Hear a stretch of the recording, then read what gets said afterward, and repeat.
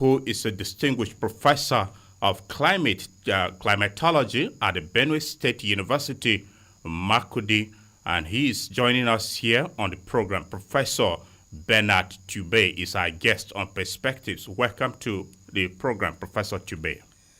Thank you, Nat. It's nice to be here again.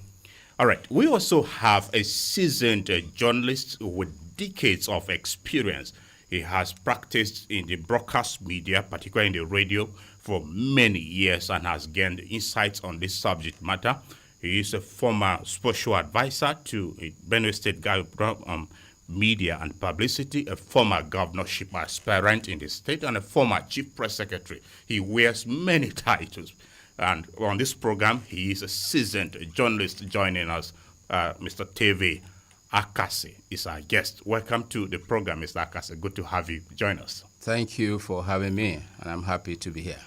All right. I am Nathaniel Nongu, welcoming you to this Friday edition of Perspectives, which incidentally happens to be the Valentine's edition. And from all of us at Agate Radio, we want to say Happy Valentine's Day to you. Agate Radio loves you. If you are tuning into Perspectives for the first time, be informed that it is an audience participatory program.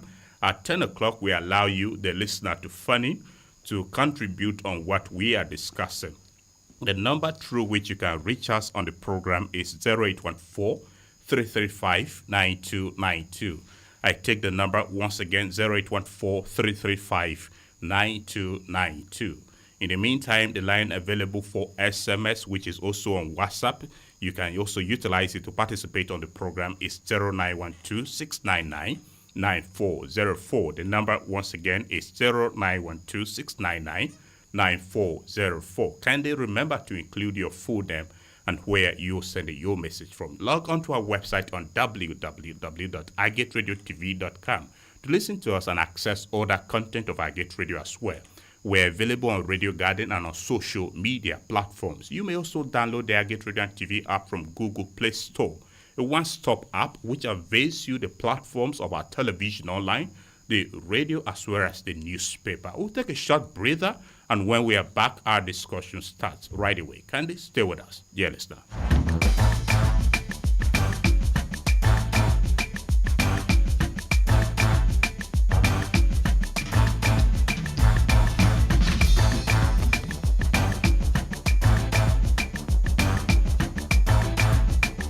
Welcome back from that break. And let me begin with you, Mr. Akase. You've been a radio man for decades. By the way, happy World Radio Day to you. We all share in this excitement of celebration of World Radio Day. I wish you the same. Very well. Now, give us insights into what is the significance of World Radio Day. Well, we couldn't have had a better and a more timely theme for this day because radio over the decades has shaped and reshaped human behavior, human affairs. Radio has had a key part in the evolution, in development across the world. It may not be the very first electronic a medium of mass communication because the telegraph was the first. But I mean, in terms of medium, yes, but in terms of mass communication, the radio is the first. It was the first medium of mass communication. The telegraph came, but of course, you know that telegraph is not that mass in terms of reaching a wide range of people. So you can rightly describe the radio as the mother of broadcasting in the world, way back in the 1860s and so on, when the first station established in Pittsburgh in the United States around 1920. And down here in Nigeria, the radio came in 1933 when the radio diffusion system was brought by the colonial administration. And the signals of BBC, that's the British Broadcasting Corporation, were transmitted right from London down to Nigeria on loudspeakers in public places. And people had to go stand and listen to music, listen to news. Of course, BBC is all news and information. So then gradually the radio graduated from that diffusion system, of course, which means it wasn't localized in Nigeria. Nigerians were only fortunate to be listening to news around the world by loudspeakers. And the first station was established in Ibadan in the 50s. In 1939 precisely. And so from there, the radio kept graduating. So what we call the Federal Radio Corporation of Nigeria today began with that radio diffusion system. And today we have the FRCN. Radio was deregulated in 1992, and we have many radio stations today, with Ray Power being the first private station to be established by the late Dokwesi, of blessed memory. And so I decided to give you this background to see how radio has evolved and has played a key role. And of course, we have the bad side too, because radio played a role in all the coups that Nigeria had. And so I said this topic is very timely because you look at the role that the radio has played. In those days, in the 60s, 70s, 80s, and even early 90s, the main source of information was radio, and of course newspapers, but radio because the newspaper could not reach every part of this country. Only people who were privileged to be in towns had access to the radio. So when we want to talk about climate change, there is no other medium that is better than the radio. That's why I established that for us to have a good platform to begin the conversation. All right. Now, Professor Tubey, with you now, you are a professor of climatology. Let's start with the basis. When we hear about climate change, what easily comes to mind, especially tying it to the theme for World Radio Day this year, which is radio and climate change? Thank you very much. I was just enjoying the presentation by my co-guest on the evolution of radio and mass media in general. You see, climate, first and foremost, is a support system. Climate regulates the functionality of the earth as a system. Climate controls the biological, physical, and chemical processes that make the earth as a planet of life. So it means climate is at the center. Climate is what makes the earth livable, or what it is. It's just like an immune system, So for a climate to change, it means the whole earth, process will be disrupted. And then historically, climate has never changed in human history. We studied past climate through reconstruction. Millions of years, 2 million, 3 million, 10 million years ago. And this is the first time climate is changing within human history. So climate is to the earth system, just like our immune system is to our human system. So what we are experiencing now is that the system, the climate is undergoing a process of change. As it is undergoing a process of change, then the earth processes are changing accordingly. We are talking of melting of ice, which is one of example of the change. Areas that were covered by ice, we are now changing to liquid water due to the global warming. So global warming is the trigger or is the indicator of the change. And sea level is rising because the water is changing state from liquid, from solid to liquid, and then the temperature of the water also is changing. So the volume of the water is gradually increasing. So coastal communities are feeling it because the sea level rise is swallowing up areas that were agricultural lands and coastal settlements and communities. As we are talking, island countries are losing part of their land to water as a direct manifestation of the changing climate.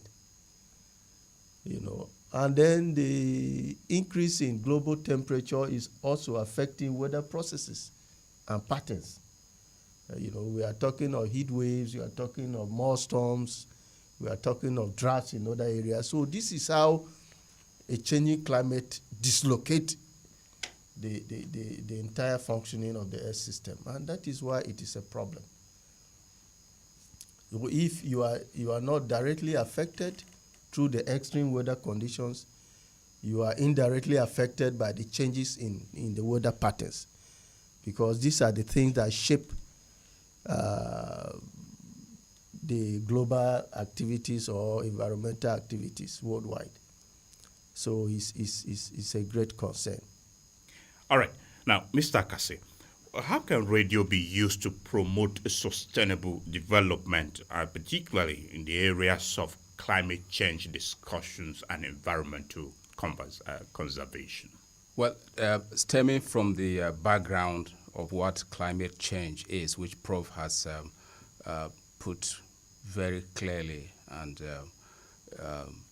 expertly, then you can see that radio is the best medium for getting the people to understand what they should be doing, what they should not be doing, and how society can be better for it to fight the problems associated with climate change. Now, I established how radio came, and all along it has played a key role in forming human behavior, information, entertainment, and education. And part of what we are doing here is information and education. I am not an expert in climate change, but I'm lucky to have Professor here. Now, the issues are that of sensitization. There are issues of sensitization. And that's why, because when you have things like erosion, things like even local ones like bush burning, yes, felling of trees, and other things that are affecting the ozone layer, and so many other problems associated with the environment. That is where the radio comes in, because as we speak, if you go to Nigerian society, Nigerian communities now, the newspaper cannot access most of Nigerian communities. Some communities don't have television stations. Television sets.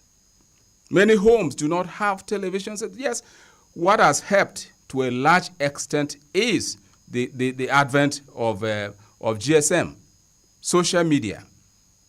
And the radio has moved along with developments. Now the radio is on social media.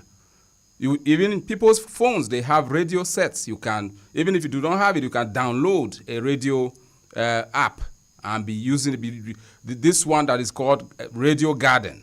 It's a global platform. Agate Radio is also, of course, is also there. You can listen to the radio anywhere, in any part of the world. And that is why, because the radio, when people listen to any information on the radio, they believe it.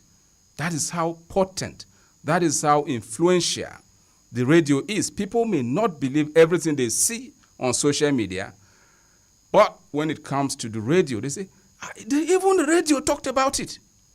And that is the advantage of the radio. And that's why it is very important for media practitioners who that sensitize our people on what climate change is all about. Prof has talked about it. What are the changes around us?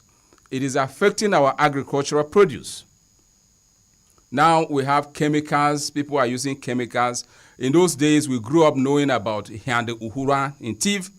That is the manual weeding of grass that is preparatory to cultivation of yams, cassava, and all of those. Yes. But now people are using chemicals to burn the grass, the bush, for them to cultivate. Now, from what the experts have said, this is affecting the rich nature of soil. That is part of climate change. These things are affecting our lives, and a lot of other things are happening. So how does the radio do it? The radio has to begin to package programs to sensitize people, because as we're doing this program, people are listening in the villages. They may not have a copy of the newspaper. Some don't even have phones that transmit, that carry 3G. With 2G, you can't do social media. They only use it for their phone calls and text messages.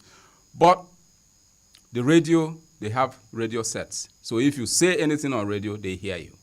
They understand that this is what they should be doing. So that is the advantage that radio has over other platforms. And the advice here, what should we do? The radio should take advantage of that and begin to package programs that sensitize people on things they should be doing to avoid the dangers of climate change. Very well. For instance, you as a broadcast journalist, seasoned one that you are, back in the days when you were in the creeks, reporting from the creeks of Niger Delta, issues of oil spillage, gas flaring, Absolutely. and all these we hear about are associated with climate change. Maybe you want to share insights with us, what you experienced during your days in the field in that particular region of the country. It has remained a problem, and not just in the Niger Delta, other parts of Nigeria, but because the Niger Delta is where the oil is produced. You go to some creeks, you go to some communities in the Niger Delta, the people cannot dig a well and draw water from that well and use it, because that water has been contaminated by oil deposits. For instance, in Ogoni, side of Rivers State, where because of the problem of 1995 when Ken Saro-Wiwa and the others were killed by the military, oil exploration, oil drilling has stopped over the years in Ogoni land. So that is why the Jonathan administration initiated what is called remediation of that land to be able to reduce the hazards, reduce the dangers the people there face. Because you can't go to a stream and fetch water, draw water there to do anything. The water is contaminated by oil spillage. And a lot of activities are going on, or what do you call it, oil theft. They use it to, because of those criminals who are there, their activities, they have illegal refineries. And those refineries, what they do, their activities are causing a lot of problems for the people. So we saw these things happen, and they have continued. Now, it is part of the problem. In such a situation, the radio has been playing a role there, and more needs to be done. For the people, the biggest part has to be played by the government. Is whether it has been completed, which I doubt. Now, sensitization has to continue, because when people face such a problem, even the fish, what you call aquaculture, Yes. of the Niger Delta people has been almost destroyed. But they are fishermen, more or less. Now you go to any pond now, you go to any stream, and you see fish dying. So it's a big problem. The people, and recently we saw around parts of Rivers State. This has been happening in recent times. And it is also associated with the oil problems of that region. So all of these things have been happening, and the best that can happen is the government to take the initiative, while the media, especially radio, will continue to enlighten people on what to do and what not to do, because the problems are real and they have been continuing. Okay, Professor Tube, let me have your thoughts on what role radio can play in raising awareness about issues of climate change. Well, I'm not a professional, but I will look at it from a layman perspective. Again, a professional in your field of climate Yes. change and how I'm- the content in that area can be embedded in the I'm radio talking of a program. media professional now. Okay. So as a layman, I will group the role of radio in climate change issues into four. The awareness creation, the one that my co-discussor has said, sourcing listeners or to the vulnerable communities and creating awareness on climate change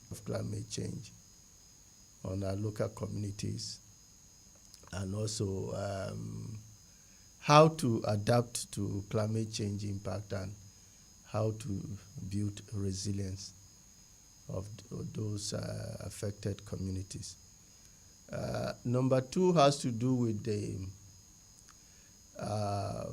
a kind of a feedback from the listeners, because most of the times when you disseminate this information, you also seek the response of listeners to the news or to the so-called issues raised. Yes.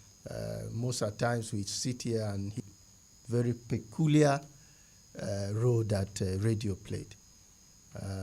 In others, it's very difficult for listeners to easily, reach out to respond to issues that affect them. Then thirdly, we talked about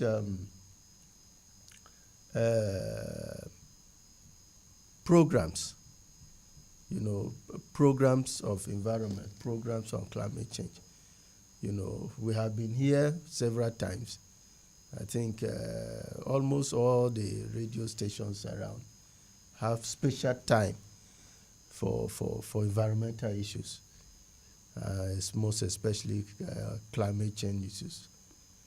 Last August, we were here to look at the effect of the little dry season. I think that also is a kind of commendation. And then the fourth issue that I think radio has done well is to partner with other organizations and professionals in promoting climate change issues. And this is also what we are doing right now. Bringing in people from different professional background to bring in their own contributions. And I think that also in able to enrich the discussion. And the communities and listeners always have more value. When you hear 4 of us or 3 looking at how to adapt to the little dry season. Yes. Agronomist was here because we were looking at the same issue from different perspectives. I think these are the 4 areas to me that radio has done well. And also permit me to say that for me, this day should also be set aside to appreciate these young men and women, professionals and volunteers like you, who have, committed all that they have to work for this cause. Most radio professionals and volunteers work under very strenuous and difficult environment. I've been a friend of the media for some time now. I think this should be my 20 years of a kind of collaboration. I remember at times I will have to appear on AM Express in NTA, and I have to, be up around 5 a.m. I'm moving up the street of Makudi and able to reach NTA. 5 a.m. And before I will reach there, all those, Anchor and the rest are already coming in. Imagine 5 a.m. So that is to tell you the sacrifice media professionals and volunteers go through in order to, bring these services to the doorstep of communities and listeners. So to me, it's also a day to appreciate all those people that work in radio for their invaluable contribution to this special service to humanity. We really thank you for your kind words. We accept them deeply as I get radio. Thank you. We are encouraged. Now, Mr. Akase, stemming from that, let's look at the areas you think are challenges facing radio broadcasters or radio, the media industry, radio in particular, with regards to climate change. I talked about when broadcasting was deregulated in Nigeria in 1992, when the Babangida administration decided to allow private owners, private people to own broadcast stations. And the first was Ray Power, as I said, by Dokpesi. And then other people also came in. And today we have many radio stations across Nigeria. The challenge primarily has been that of funding. And that's why you find many stations folding up, because some of them cannot cope with the demands of control, of managing, of maintaining, because equipment are also very expensive, and most of this equipment are imported, because as you know, Nigeria, we are not yet there. We are not manufacturing any of this equipment here. You have people assembling some of them here, but it's difficult. So some owners find it really challenging to keep buying and replacing equipment, and the issue of welfare of staff, welfare of workers in radio stations and other places. It's almost similar. The challenge of private ownership of media organizations like radio and television has been similar. The challenge has been that of funding, because people who work in these organizations are very well trained. They have degrees, some have 2 degrees, some even 3 degrees. And you hire them, you are not paying in having modern day equipment. The radio has moved to the internet. It is no longer just terrestrial, like it used to happen in those days, that people must have a transistor for them to access, to get radio signals. Now with their handsets, they have. This radio is on Facebook as well. It's on YouTube. It's on Radio Garden. I have seen it on all these platforms. It's on Instagram. It's on TikTok, and so on. That is where the world is headed. That is where the world has moved already. So any radio station that is not ready to move along with the times will be left behind. And for you to move along with the times, then you need to have the capacity to own the modern day equipment that can put you there. We sit here and tune to any radio station in the world. In those days, you needed that transistor to have shortwave signals for you to listen to BBC.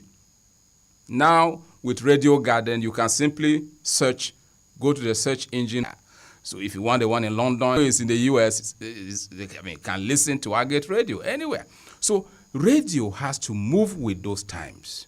I talked about people being in rural communities now, and some who have the money for data can actually listen to your station without having to own a transistor, as it used to be the case. And I was the chief correspondent of Radio Nigeria in Rivers State for more than 5 years. So I had no issues with welfare, but I have seen this happen to many of our colleagues. So it's a problem. But the challenge, the hazards are also there. I told you about what we faced there. Now, the issue of intimidation. Sometimes you could go for an assignment. Now, the militants who were against the federal government, they were attacking oil installations. I wondered how you coped in that part of the Yes, country, given how hostile Yes, it was a challenge. And for some of us who were working for the federal government agency, it was even more difficult because the militants will send you an email on a press statement in your email box, and they expect you to use it the way they sent it. But as a correspondent of Federal Radio Corporation of Nigeria, which is founded by government, you have to balance the story. And now the militants wouldn't want that. They want you to use their story as raw as they sent it to you. And if you decide to balance it, which is the ethic of journalism, they call you and say, oh boy, was that what we said? So you risk facing their wrath, facing their anger. And if you were not fortunate, they come and beat you up or even kidnap you. Now, I remember one incident. The day the Presidential Committee on Amnesty traveled to Rivers State to disarm the militants. It was a chaotic situation, and the militants were beating everybody. Ateke Tom was the leader whose day it was to be disarmed. And it was chaotic. Some of us ran into it. I was almost injured in that process. Now, that calls for insurance for media professionals, especially those who we are talking about radio today. So those who are in the radio industry, those who own radio stations and have the capacity should look into this, because when those who have the capacity can actually insure their staff, if possible. And of course, you know that the staff can also be part of that insurance process, like it's done in normal government circles. So the problems are there. Now, if you have a reporter, you send a reporter to immersed in water, you expect him to can be addressed if the government plays its role. And the people also have a role to play. They have to help the radio and other media outlets an emergency in one community for the people. So that if there is an issue, even if you are not live on air at that time, your phone lines should be live, should be always open for people to call in, someone should be there to receive calls. Because people will call in and say, look, there's a problem in social village. This is what is happening. Now the radio station can verify that news and take it as breaking news. And security agencies and whichever agencies of government, maybe emergency management officials, their attention can be drawn to such a scenario, to such a situation, and they will move into that community and save the situation. Maybe a community is on fire, God forbid, but these things happen. Or maybe there is an erosion that has cut off one part of town to another. People can call in to a radio station, or even when the radio is not live with a program, people can call in and say, look, raise the alarm. This is what is happening here. And if the radio confirms that this is actually happening, the radio announces it as breaking news, and the relevant agencies of government will move in to save that situation. So these are some of the Professor Tube, some way of agriculture stance is and also climate is tied to the environment. So Yes. anything environmental affects climate. Fundamental issues. Climate amplifying climate change, making it, to change at a higher rate, and at the end everybody is suffering the effect. So we need programs, specific programs that we address specific issues, so that at the end everybody, we smile. Take for instance, we are talking of smart agriculture.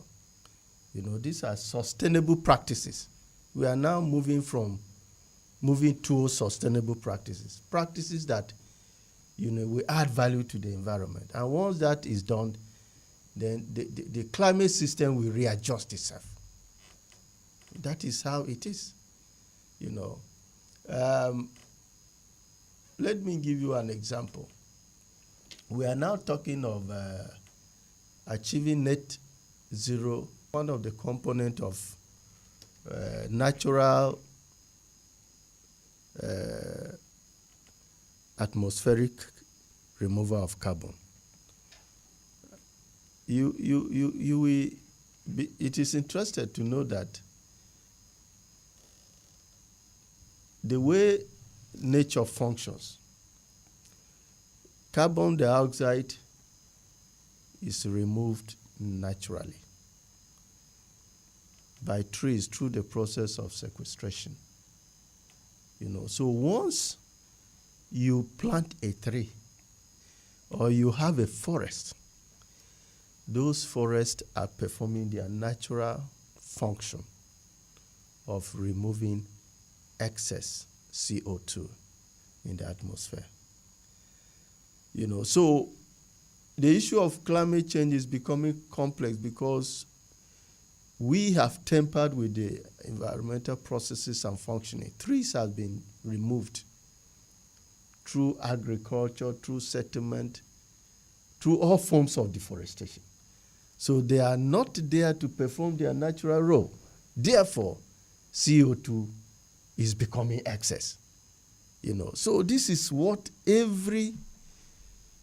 you have done something to the environment. That tree can contribute where it is, be able to removing and storing excess carbon from the atmosphere. So this is the drive towards sustainability. So any development now has that component of sustainability. So in agriculture now, we are moving towards agroforestry, that any kind of agricultural practice that you have should have that component of ecology. You need to preserve trees. You don't need to totally destroy trees because a tree play a key ecological function wherever it is. So by planting more trees and then preserving those that are already there, it's very good for a fight against climate change. That is number one. And then communities, this is what I was just trying to say. Our programs should be based on solution-based. For instance, we look at the issue of tree planting or afforestation. And government can encourage communities to do that by giving them incentives. Communities that have forests, you'll be giving certain benefits so that other communities can, be able to do the same. So we need those kind of programs that are centered on specific environmental issues that affect climate. The issue of smart agriculture, the issue of tree planting and reforestation, and even the issue of disaster management. Sustainable way of managing it, will go and dump it in a gutter. And then it will block the free flow of water. And then when there is flooding or flood, then the person will blame the government. So little things that we do affect the entire, our locality and then the entire environment, directly or indirectly. So we should be moving towards those kind of specific issues to develop our programs. And then last, listeners' feedback. I used to professionals to reach out to those people that listen to their programs and be able to assess or evaluate their, a kind of feedback from what they have or their responses to all those informations and awareness that they have been hearing, so that too they can help in developing or reshaping some of their programs. Because if you interact with these people based on how they make the call they make during this program, you discover that some don't even know the issues at stake. Some even have a misconception entirely. Or some didn't even know that by doing certain things, you are putting yourself and some other people at risk. So those kind of feedback can help in improving or developing more programs that we create more awareness on the issue of climate change, most especially as it relates to disaster management, as it relates to mitigating climate change. Because climate change mitigation starts with everybody by planting a tree. Once you plant a tree, you have started. So the more people plant trees, the more climate change mitigation effort is on course. And I think these things are not too difficult for us here to do. All right. Talking about feedback, maybe with time, almost all programs of iGate Radio have an interactive kind of engagement with the listener, but we also have a dedicated program called Feedback. Maybe when you are listening to it, you want to bring in some suggestions more on feedback as well. Dear listener, if you are just tuning in, you are listening to Perspectives on iGate Radio 95.5 Star FM Makurdi. Our discussion is focused on World Radio Day observed yesterday, and specifically we are discussing the theme for the celebration this year, which is radio and climate change. And I have the company of two professionals here in the studio. Professor Bernard Dubé is a professor of climatology at the Benue State University, and a seasoned broadcast journalist, Mr. Teve Akase. They are here with us in the studio. A few minutes away, you can also engage with us by phoning in on the number 0814-335-9292. The number, once again, is 0814-335-9292. That'll be at 10 o'clock that will start taking your calls. In the meantime, the SMS line is already activated, and that line is also on WhatsApp. It is 0912-699-9404. Let me take the number again, 0912-699-9404. We're available on Radio Garden and on social media platforms where our content is streaming. You can also download the iGate Radio and TV app from Google Play Store to listen to us, access the radio platform, newspaper, as well as television, and join us to be a part of what we're discussing. Mr. Akase, away from climate change, generally, radio is seen as being in the vanguard of promoting a social change and sustainable development issues in the country. Would you say over the years it has derailed from this commitment, or where exactly do we need to pay more attention to in our current circumstance? Well, I don't think so. I believe that to a large extent, radio has played that role very well. I mentioned briefly the challenges that radio has faced, including especially during the military era, when our military men would seize power and insist that it's only what they permit that should go on radio. That was the highest level of censorship that the radio has suffered in Nigeria. And Radio Nigeria, being the father of broadcasting in this country, tried a lot to be able to manage the situation by, allowing opposing voices, alternative voices, also on their airwaves. But it wasn't easy. Of course, the military were ruling with decrees, which gave nobody any chance of impute. It was what the military decided that happened. Of course, that was those regimes were. I don't need to talk more about that. So that was a challenging era in the life of radio in this country. But despite that, Radio Nigeria led the pack of broadcasting and effectively was able to manage the situation until 1992 when deregulation happened, and by 1994 the first private radio was established, and then many more began to come up, and the space was expanded. And with private radio stations now, like Agate Radio, discussions have become really deepened in a way that if the government radio is not allowing alternative viewpoints, slandering, fill that gap that government radio stations were not able to provide. Because even in civilian administrations, you could not say many things on radio, as far as those things did not go in favor of the government of the day. But overall, the radio has had a beautiful journey, and it has contributed to the social engineering. I mean, it has contributed to the socio-economic and socio-economic development of this country. And the challenges are there. I have mentioned many of them: yes. Ownership, intervention, the gagging of the media, especially during the military era. But I will give the radio 85% success in terms of contributing, because I grew up listening to the radio. I didn't grow up in Lagos. I grew up in Benue State and not in Makurdi. So my first source of information was not a newspaper.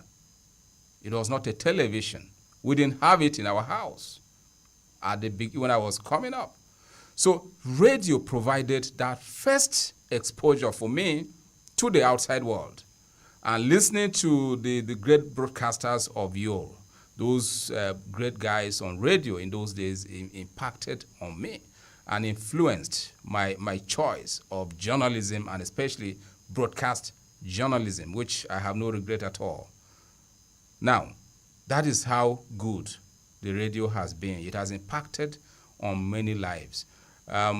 You find, I gave examples here of a simple issue in a village, for instance.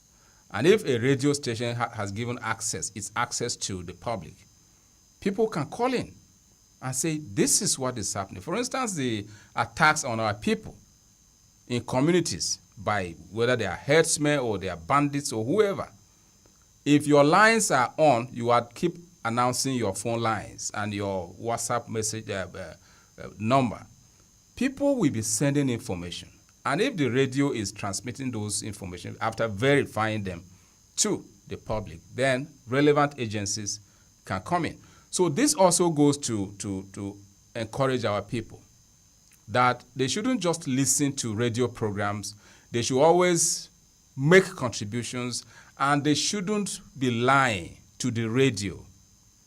Be sure of the information. If you are calling into a live program on radio, for instance, and you want to raise an alarm, be sure of what you are saying. Because if the radio believes your information and relays it to the public, then you would have succeeded in misleading the rest of the society. So this is a call to action, not only on the part of radio professionals, but also on the part of our people, that they should remember that this is a two-way traffic. As much as the radio is churning out information for the society also has a role to play by actively participating on radio programs and giving feedback that is useful.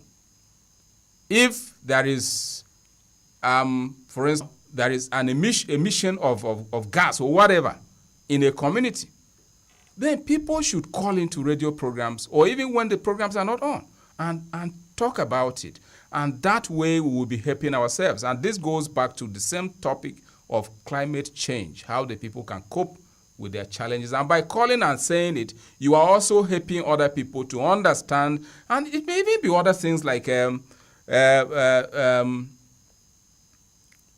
issues, yes, like outbreak of diseases which are maybe airborne or waterborne.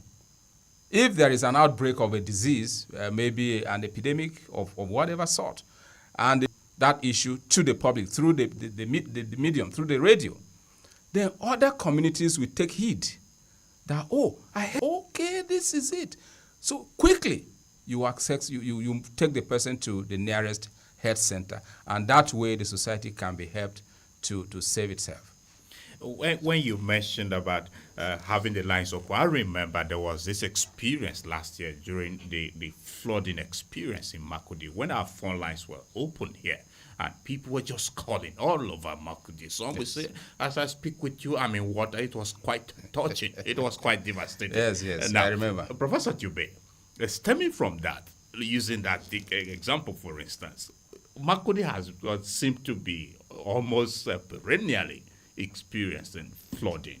What would you advise in terms of community participation as well as the media, radio, sensitizing the people on preventing this aspect of a component of climate change, flooding, which is what we experience almost daily? Thank you very much. From the disaster management point of view, if you know that you are vulnerable or you are highly vulnerable to the impact of a particular disaster,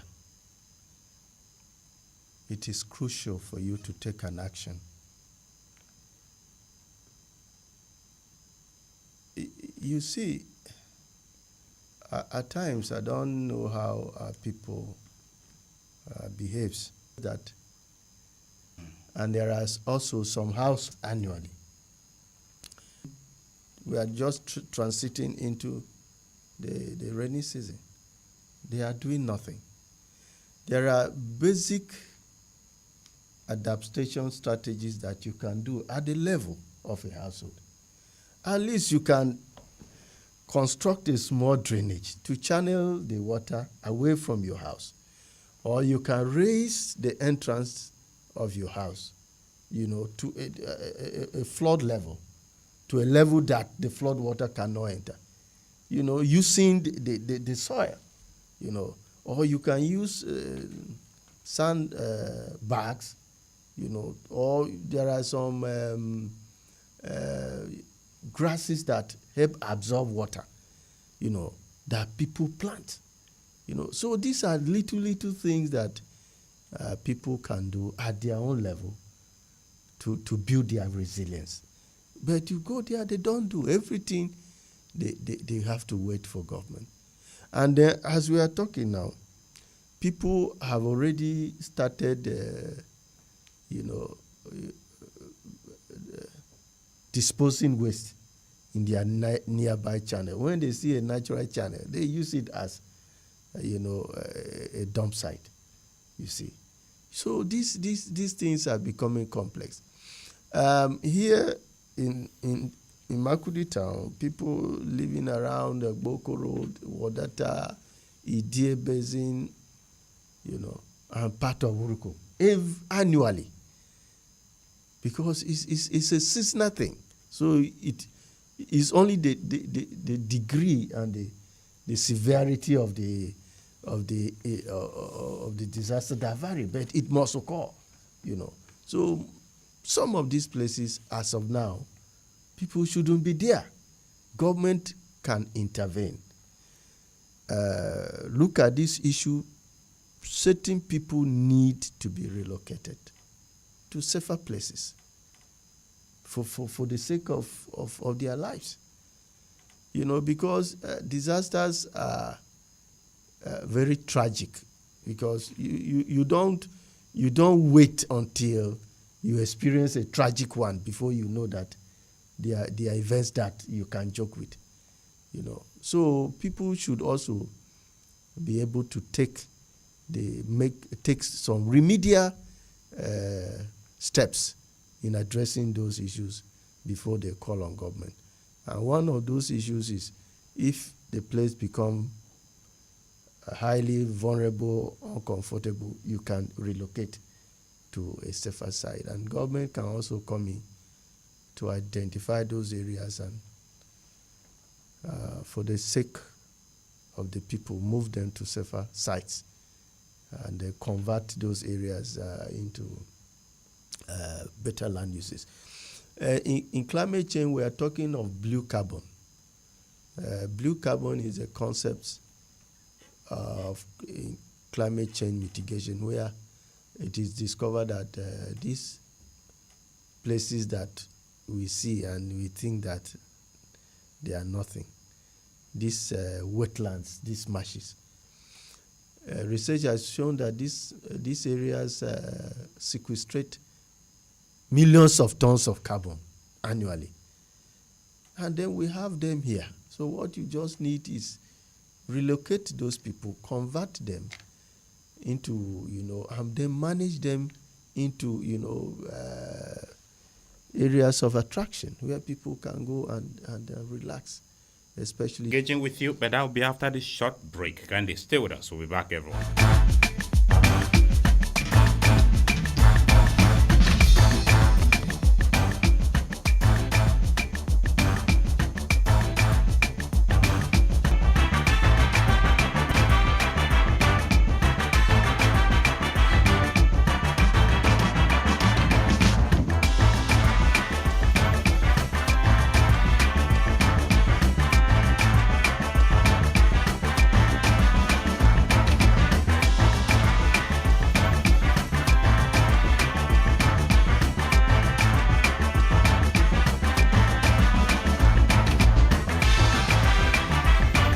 Welcome back from that break, and if you are just joining us, the program is Perspectives on Agate Radio.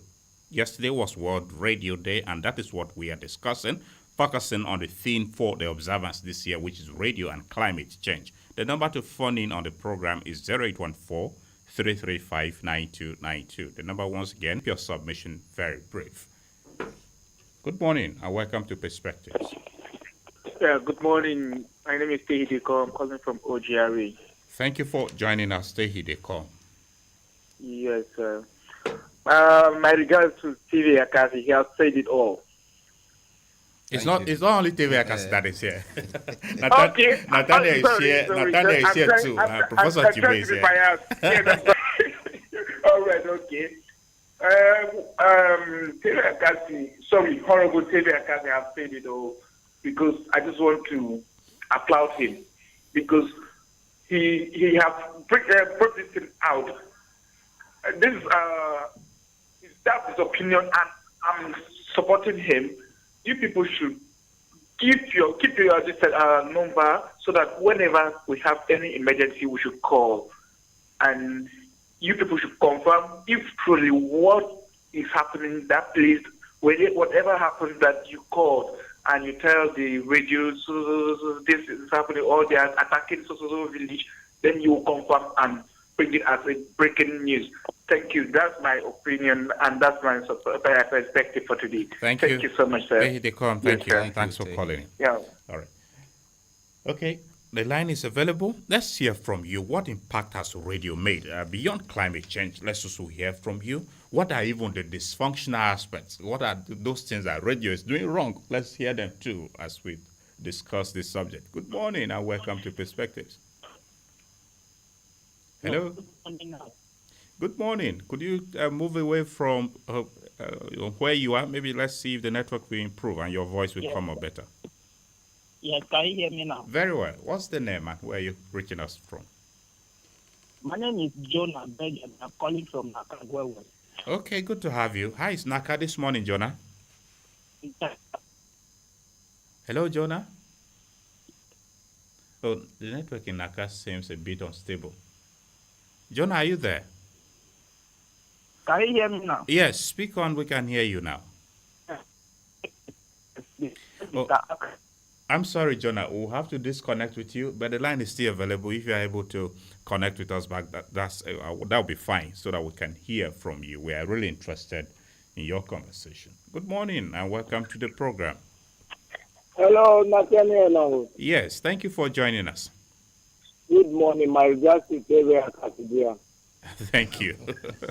I will keep insisting that it's not only TV Akasi that is on the program. We are all here. To the professor there too. All right, let's know your name. I want to appreciate you people for this today program. First, I am known as Prince Tefaji. I'm calling from Northbound. Okay, thank I you, am the Tefa. member of Agri Radio. Thank you. And Tefa.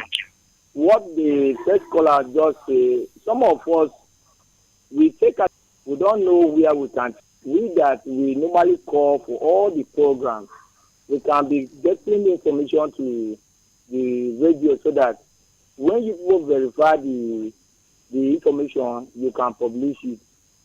About what KVR has explained, he has indicated a lot for us this morning. And I thank you people in the studio. And I want you people to be educating us more because radio travel wide. And some of us, whenever we see things on the social media and we come to hear it on the radio, we know that it's a very fact news.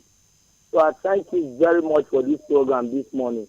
God bless you people all.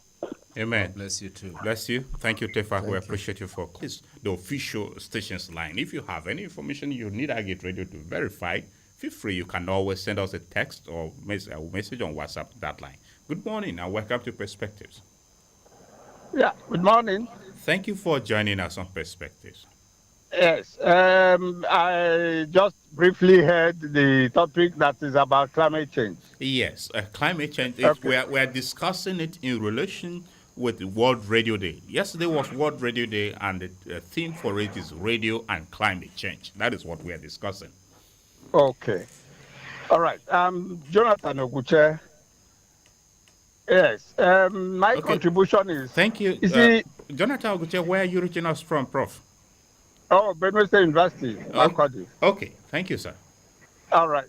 Yes. Climate change has been with us right from creation.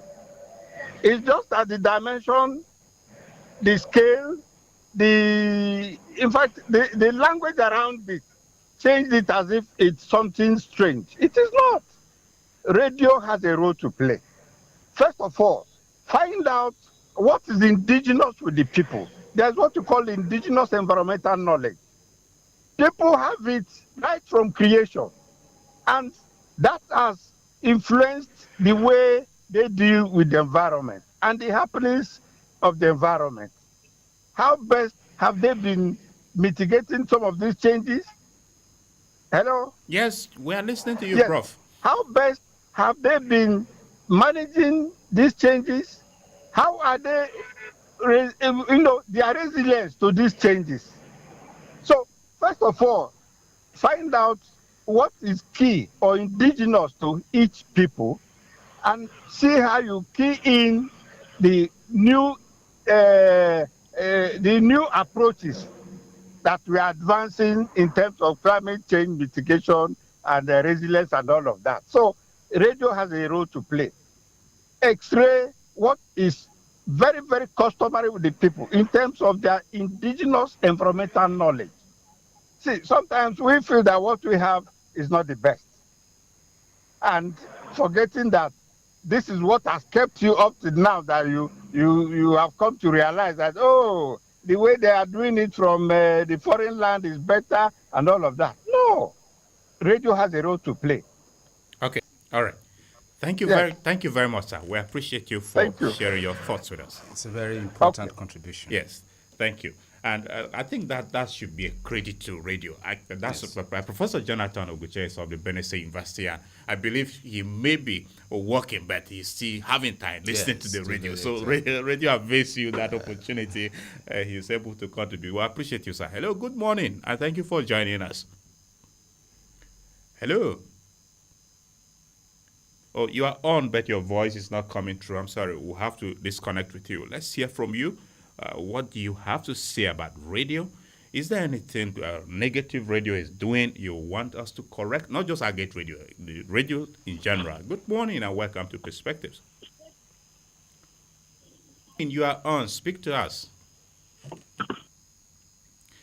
Okay, I think the issues of telecommunication in this country has been in the front burner in recent times. So maybe the network telecommunication operators are temporarily on the network. Good morning, and thank you for joining us. Good morning. Thank you, sir. Yeah. My name is Moses Anum. I'm calling from Anu Village here in Makodi. Thank you, Moses Anu. Yeah, my regards to your guest in the studio. Thank you. Thank you. My is a question.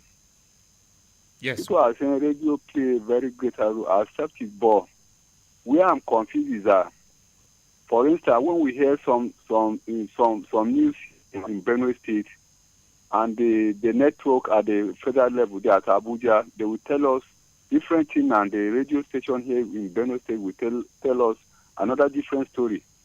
For instance, if they are reporting a fight at Ugba, they will say so people are killed, or 2 or 3. But if you hear from Abuja, they will tell you one person has been killed. So I'm confused. And again, at times the radio we say we're going to have a rainfall tomorrow in Benue State or Makodi, and we found out that after that, the next day you can't see such. So I'm confused here. That's my question. Thank you. Okay, thank you, Moses Anu. We address your confusion. Don't be confused. We're here for you. All right. So, like we mentioned, for us at Agate Radio, our philosophy, we are the people's voice. So everything that is about the people we are interested in. And let's hear from you, the people.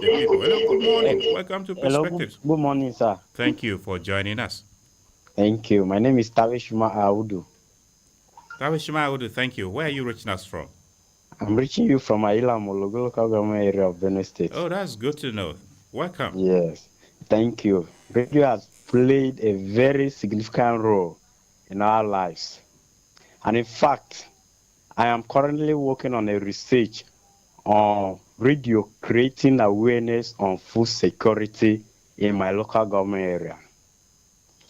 So I think the impact of radio is significant, and I want to, like I'm doing, I want other people to do researches, come up with ideas on how radio can create awareness in our everyday life, because radio is a medium that reaches to the hinterlands, to the very grassroots.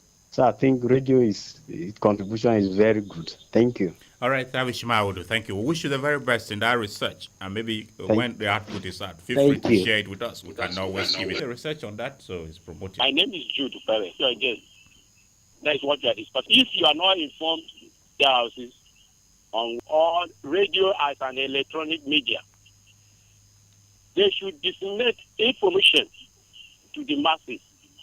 You know, when you don't share good information to the masses, they are confused.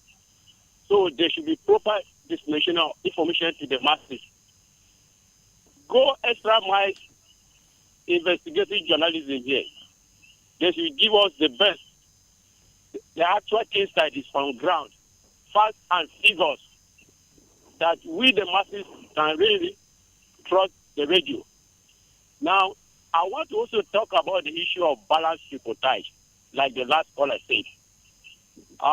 Can we have a balanced reportage when it comes to even words and figures? You discover that radio station will be reporting different incidents or events as they unfold with different figures.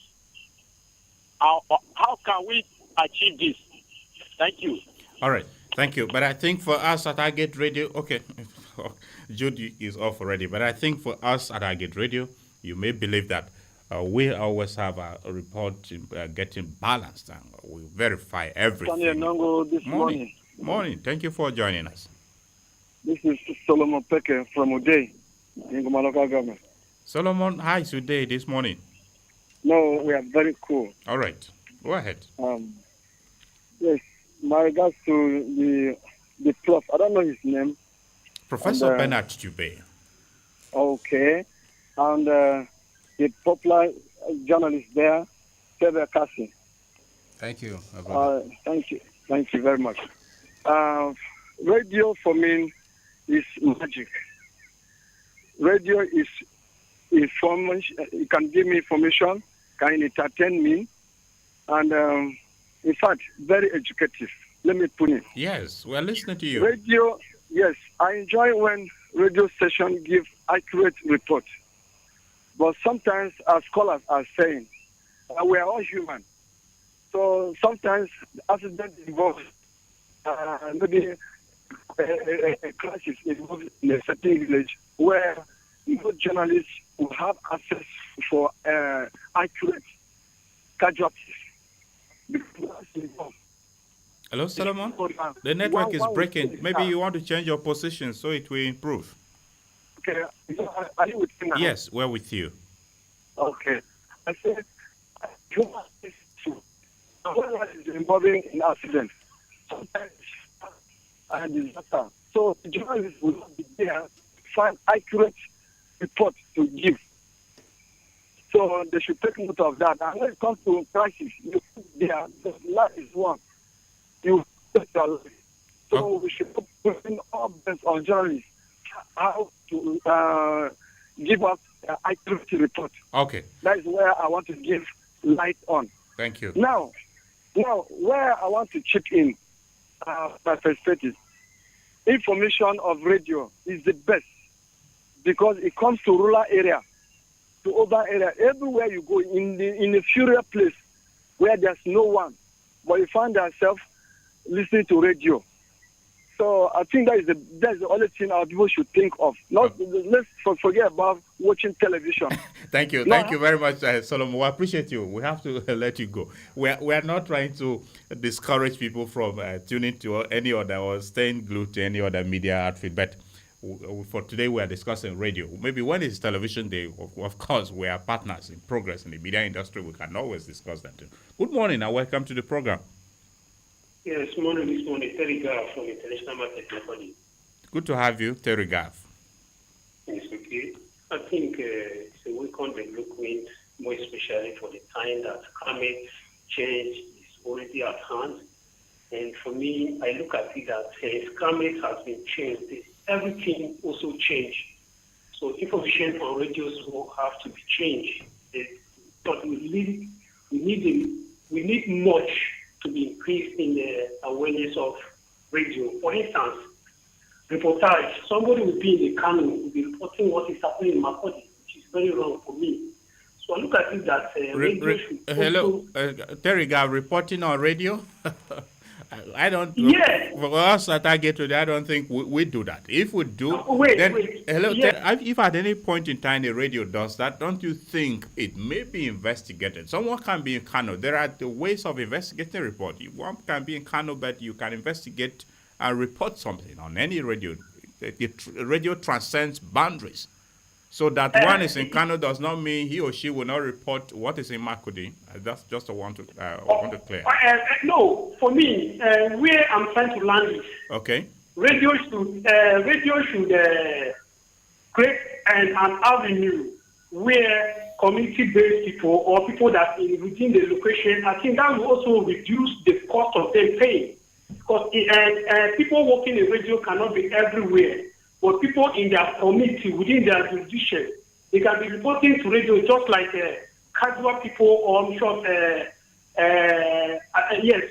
or they can be tech to the radio. Then to reduce the cost by saying employ staff and deploy them to that place. So climate change has already been on the line. So hence that being on the line, there's a lot that's going to be happening. So they should also look into that matter. All right. Thank you, Terry Gav. We appreciate you. So it's okay. Yes. Anyway, we love the attacks, so to say. Tell us what wrong we are doing, but be objective in your critiquing what the radio does, because we should be guided. Hello, good morning, and welcome to Perspectives. Good morning, Mr. Nathaniel Nongo. Good to have you. Join us. Good morning, Mr. Teve Akase. Good morning, sir. Mr. Prof. Happy Valentine. Thank you. Thank you. Oh, anyway, we lost connection with you already. Maybe you want to just tell us Happy Valentine. And I was going to wish him Happy Valentine too. We lost connection with him. Quite unfortunate. But the line is still available. If you may connect with us back. Hello, good morning. Good morning, sir. Thank you for joining Perspectives. Brother Emeka Oji, calling from Welfare Porter. All right, good to have you, Emeka Oji. Go ahead. Yeah, salute your guest in the house, the panelists. Thank you. Okay, my contribution is actually to encourage people to always listen to what is going on around them. You know, when we are just like Mr. Steve Akase said, when we are growing up, every household in the village car radio, both in English and our local dialect. So we grew up with that. And I discovered that most of the young people now, they are not so keen on listening to radio. Most of them are used to social media. Yeah, the social media is good, but sometimes we don't get the real information that we need to make informed decision about what is happening. Are you hearing me? Yes. So, and in our day and time now, everything has been simplified. With your, most of the time, I'm listening to you, not using the traditional radio. I'm using my small touchlight phone. So with modern technology now, you have access to radio 24/7. As you're with your phone going about, your radio is here. So I listen to a lot of radio stations. I listen to your 12 o'clock news, 9 o'clock news. I listen to what is it called? Brothers FM. I listen to Radio Benue. So in a day, at least I will get the real information about what has transpired in the state and elsewhere. So I just want to encourage young people, you need to do this, because at the end of the day, you know, internet is easy to control. If anything happens now, the government can decide to switch off the internet, but they cannot control the radio.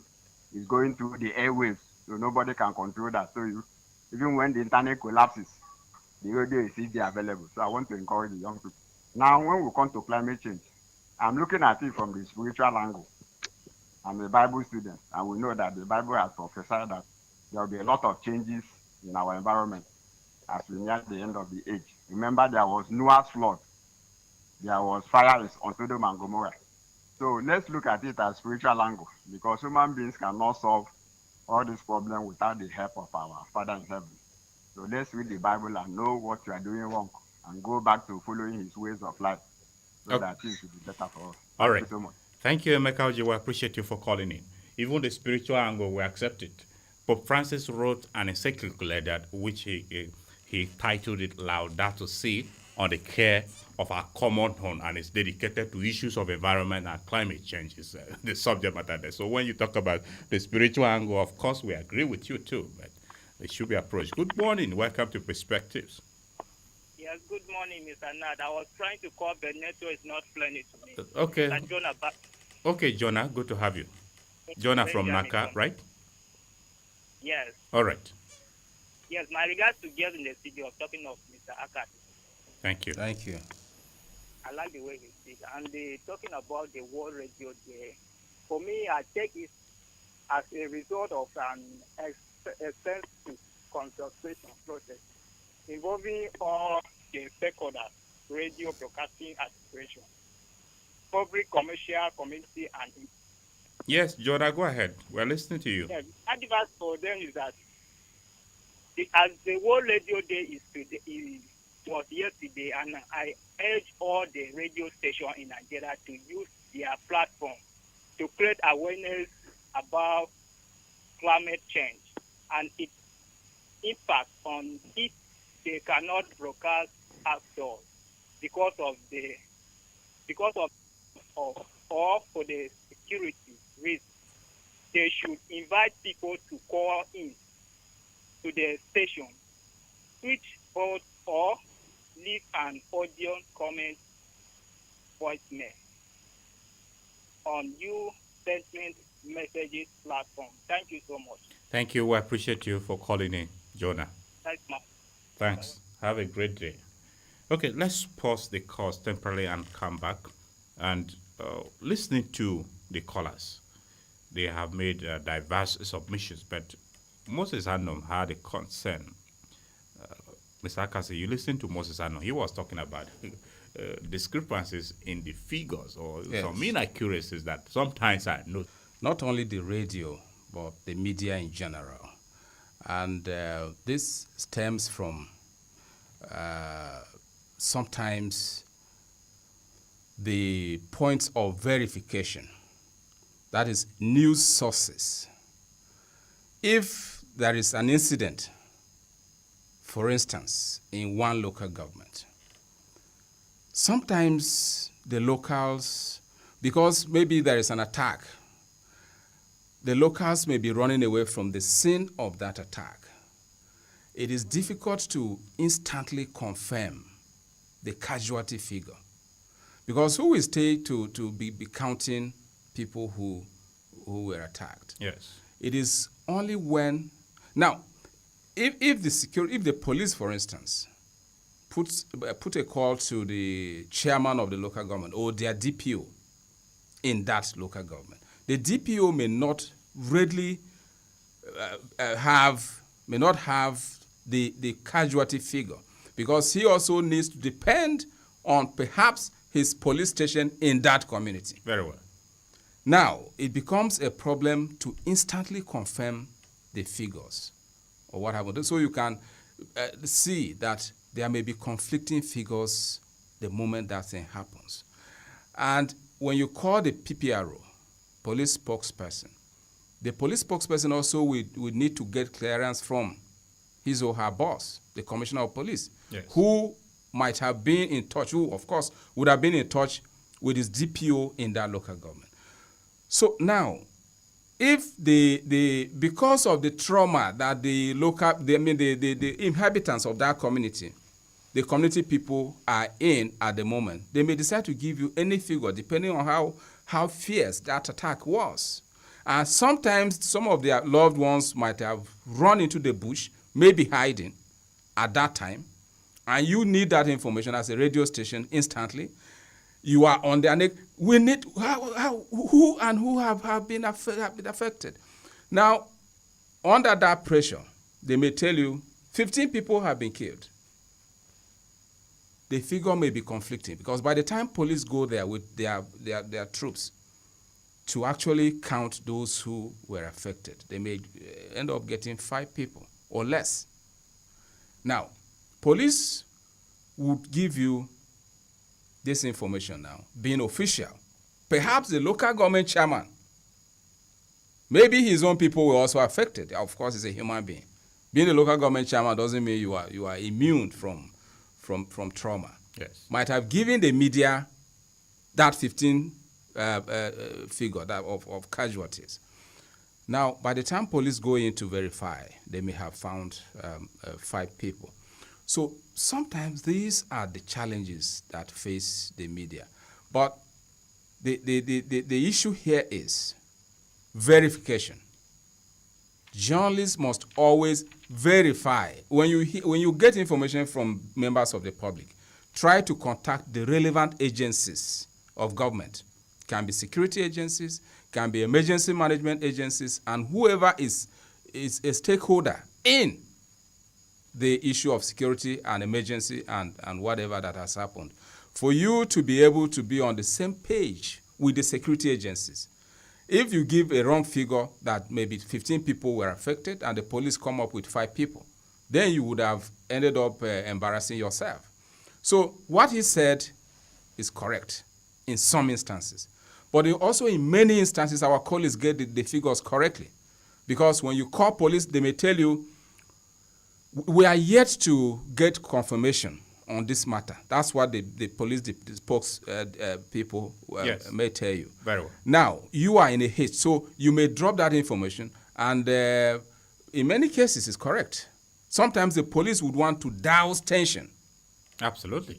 Because when you report that 100 people have been killed, I mean, the society is in trouble. People will be afraid to even go out. And even for purpose of national security, exactly. You don't want to. So sometimes the police, and I do not blame them at all, they may want to reduce tension. Yes. So that the society is not put at the risk of people running to where they don't know and end up having more trouble. So they may tell you, look, we are verifying this issue. As soon as we get the casualty figure, we will tell you. But sometimes they don't get back to you, knowing that if they give you the correct figure, it may cause anxiety in the society. All right. So and in many cases they do anyway. Yeah. Okay, Moses. So I believe that is sorted out. Now, Prof, the part of the question he also he was talking about weather. I don't know. Anyway, sometimes radio stations report weather predictions. And weather for prediction, it does not mean must be accurate. He said when listening to radio, the radio will tell you tomorrow is going to rain, but there will be no rain tomorrow. You are a climate expert. Those are, comment on that rightly briefly. said they are predictions. Yes. And mostly these are, statistically predictions. Yes. That if certain conditions are met, you expect this, a certain degree of probability. So most at times, those conditions are not met. So you may have, light showers, but it may not come that day, it may come the next day. So weather predictions are not 100% correct. All right. So Moses, I will have addressed your concerns. Let's engage with a few more. Hello, good morning, and thank you for joining us. Hello, good morning, Mr. Nathaniel and the entire guest in the studio. Yes, we greet you. Thank you. Happy Valentine Radio Day. Yeah. Thank you so much. Let's know your name and where you're reaching us from. My name is Umasi Austin, calling you all the way from Naka. Good to have you, Umasi. Thank you. Radio has played a very significant role in the life of human beings and in the nation at large, because it has been so informative, entertaining, and educative, irrespective of the fact that there are some illegalities carried out in the institution. The day celebrated worldwide as a radio day is a remarkable day. It's a day worthy of celebration due to the significant role that radio played in the life of human being and the nation at large. Then my stand on this topic is that, sometimes the owner of the radio station, or let me say the radio station, might be reporting reports that are not balanced, sometimes due to partisan, political affiliation, ethnic affiliation, some other differences like that. So such reportage sometimes caused a lot of mayhem in the life of people or in society at large, though it has played a very significant role in the life of human beings and the nation at large. I advise that there should be balanced reporting so that chaos will not be caused, because radio is the voice of the voiceless. So if they are not reporting a balanced report, automatically it will cause a lot of mayhem. Thank you so much. Umasi Austin, all the way from Naka once again. Thank Bye-bye. you, Umasi. We appreciate you. We thank you so much for making your submission all the way from Naka. Umasi says all the way from Naka. I see it's from abroad. But Naka is within Benue anyway. We thank you so much. Good morning, and thank you for joining us. Hello. Good morning. Hello. Yes. Good afternoon, Nathaniel, and the studio. Thank you, sir. With all the guests. We appreciate you. Your network seems unstable.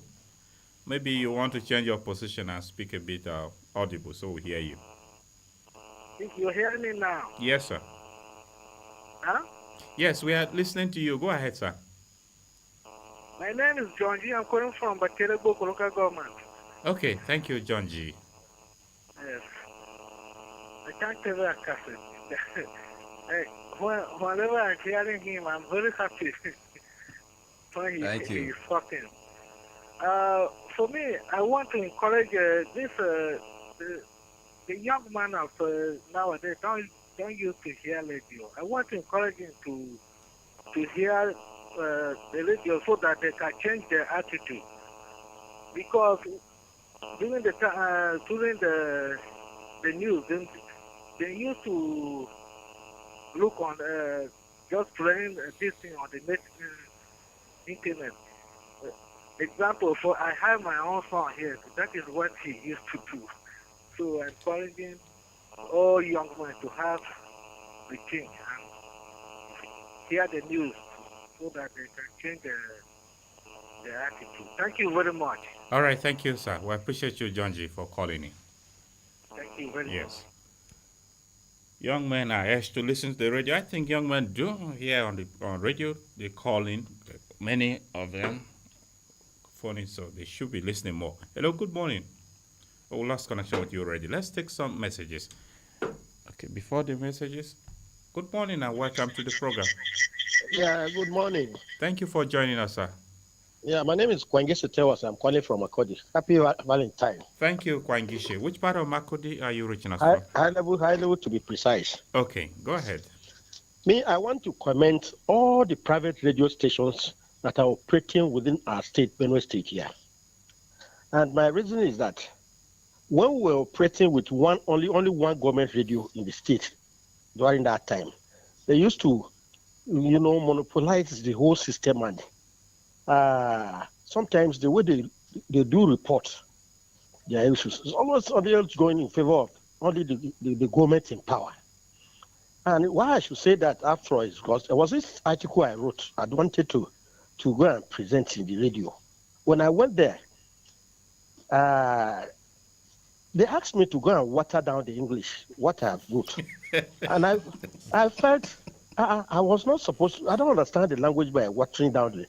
And so before I knew what was happening, all the good substances of what that I wrote, they were removed.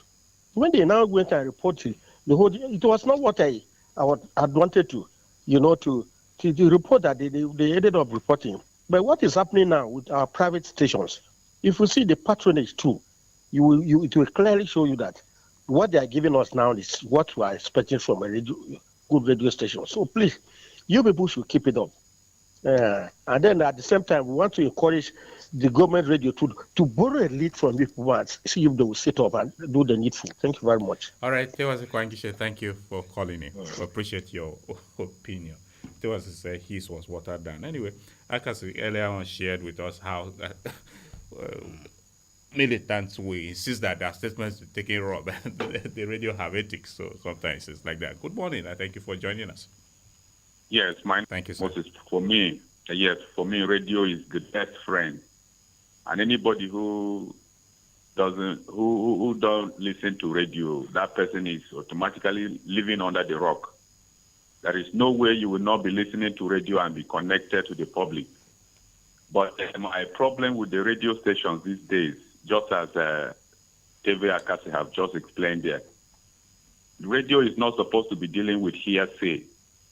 So when you bring out information and it seems as if somebody somewhere giving you the information, you are not eyewitness, because you can't find truth in anything hearsay.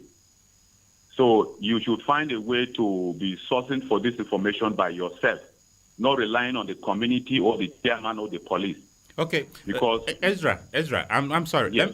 Sorry to interject you, but for instance, in Modern Market area where you are, if an incident occurs in your community and maybe a reporter of Agate Radio speaks to you, won't you give a truthful account of what happened? And if the radio goes ahead to verify from the agency responsible for that incident and it's reported, won't you consider it as truthful? Because radio is not magic. Our sound and airwaves will be everywhere, but the presence of the staff may not be everywhere. How do you react to this? Yeah, that is why I say you have left your responsibilities to the discretion of the public, which anybody can pay money and give you any information and you deliver out there. You find out I've been complaining with the radio stations. Sometimes you see, and this has been causing a lot of problems. You see the bandits that are attacking us here. You go to the radio and report their herdsmen. I was asking the other journalist that day did you see these people with cattle or heads of animals that you are reporting this? So you don't rely on the community. Some of them, they are not trained. They don't have what it takes they don't have the technocratic accuracy. So they might give you information based on what they feel like. Anyway, so if you are collecting your information from the community members or the public or the police, you depend on them. It will not be fair. Ezra, yes. I asked you just a simple question. For instance, in Modern Market, let's assume that it is alleged there is a clash of rival court groups in your area, right? And as a resident of that place, while you were sleeping, you could hear a panic in the night, gunshots, renting the air, and in the, maybe the next day, maybe a corpse is discovered around, won't you give a truthful account of what happened? And if the radio station goes ahead to contact the police to confirm that there was an attack, as alleged by you who is a resident of that place, won't it be proper perspective? Yes, it will be proper. What I'm saying is you will train me. You need to train me. If you need to be collecting information from me, you should teach me at least. Let me have a little training on around the communities where you are covering. Thank you. I think it will help us much because it seems as if you are relying on hearsay in the society. Ezra, thank you. We appreciate you. Thank you very much. Let me come in and say something. Very well, briefly. To help our listener understand why sometimes the radio may not report certain things, like especially things that are not very good for the society. Yes. Now, the radio is a real-time medium. Very well. As we are speaking, people are hearing us. The newspaper comes after some time, sometimes the next day. Now, when a calamity happens to a society, to a community, for instance, and you take that information on radio, the way it has happened, sometimes you may end up causing more damage to that community. So the radio finds a way of cushioning the effect of that thing.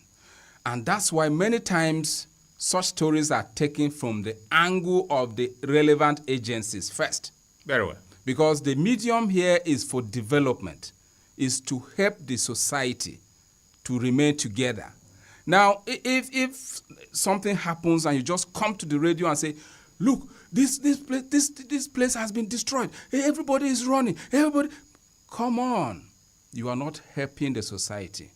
What should have happened is that you should have called security agencies to speak to you first, so that when you come on air, you tell the society that this has happened, but security agencies are on top of that situation, so that people don't run to the bush and some may even die there, especially the radio.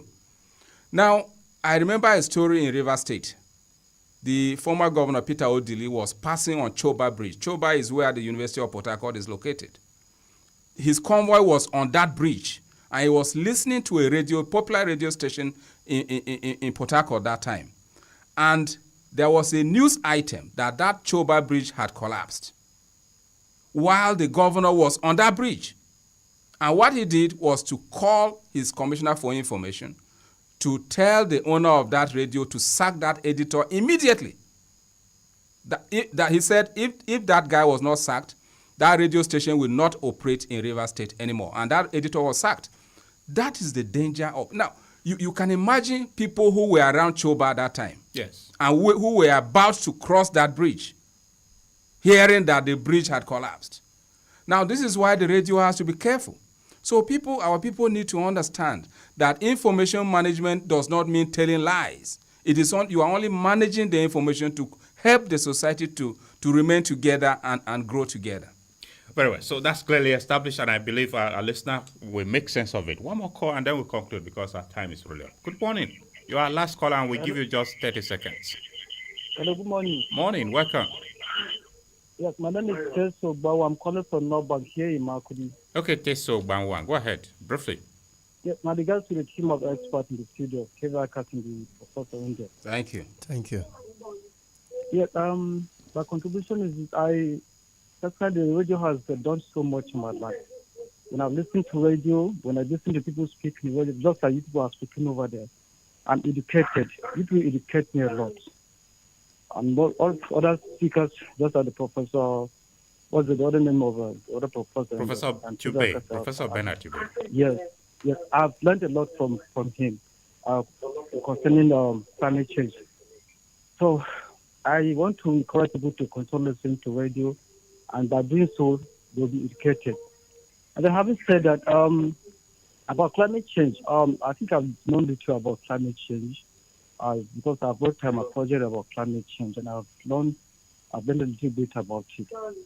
So I want the radio to at least continue educating members of the public concerning climate change, especially when it comes to human activities that lead to climate change. Because it is pretty much about climate change, human activities that contribute heavily to climate change are more obvious than the natural activities. All right. So I want the radio to do well by contributing, educating members of the public to stop the members of the public from these human activities like burning of bushes. Last call that will take on the program because our time is not there anymore. Some few messages here. We'll take them. Both the radio and climate change play a role in human activities, but they should be truthful in their dealings. Okeyima Zaho from Agan. Okeyima, thank you. This one says, good morning, presenter and my regards to your guest. The radio has always been a good means of information, and iGate Radio has been doing a lot in that regard. But my worry is that some of the security challenges like terrorism and banditry are underreported, and I want to encourage the radio not to be used by politicians for political propaganda. The government should also adequately fund the public radio stations in the country, and the use of artificial intelligence should be deployed in radio broadcasting. Omanche Samson from Achusai Makodi. Omanche, thank you for your message.